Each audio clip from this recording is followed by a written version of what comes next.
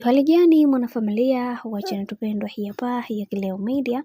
Kama ndo mara yako ya kwanza basi usisahau kusubscribe, kulike, kushare pamoja na kucomment, kwa ukifanya hivyo utakuwa umejiweka katika nafasi bora ya wewe kuweza kuenjoy na kufurahi pia. Bwana mkubwa Diamond Platnumz ameweza kukasirishwa na kile ambacho alichoweza kukifanya Ommy Dimpoz kwa mke wake, na kiukweli kwa upande wa hiki Diamond Platnumz ameweza kuongea kwa uchungu na kitu ambacho alichoweza kukisema.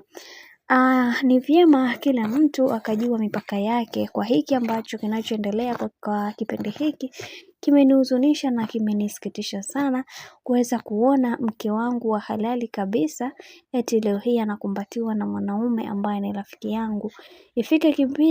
Ifike kipindi wana tuoneane huruma kwa haya ambayo yanayoendelea.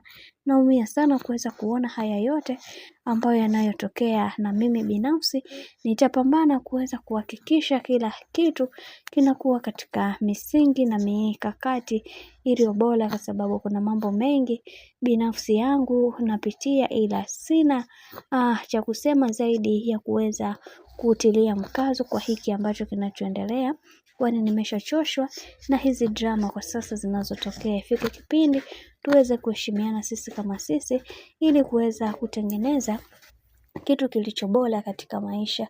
Kiukweli naumia sana, lakini ni vile sina namna ya kuweza kusolve hili tatizo, ila kiuhalisia na mambo mengi ambayo nayoyapitia, na mimi binafsi nitapambana kuweza kusolve hiki. Mimi binafsi nimeshachoshwa na hizi lawama ninazopatiwa.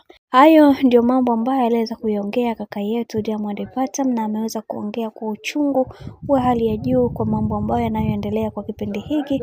Tayari ameshaweza kuchoka dai kwamba mambo yakiendelea hivi basi itamlazimu aweze kufanya maamuzi magumu ambayo yatakayomgharimu bibi Zuchu pamoja na bwana mkubwa Ommy Dimpoz. Nafikiri watu wengi tunamfahamu tabia za Ommy Dimpoz.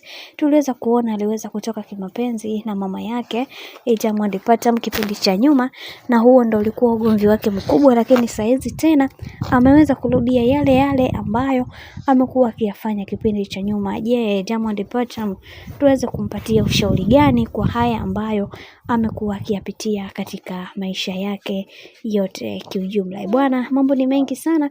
Mimi naomba nikusihi kitu kimoja, kama ndo mara kwa kwanza basi nikusihi usisahau kusubscribe, kulike, kushare pamoja na kucomment, kwa ukifanya hivyo utakuwa umejiweka katika nafasi nzuri ya wewe kuweza kuenjoy na kufurahi pia.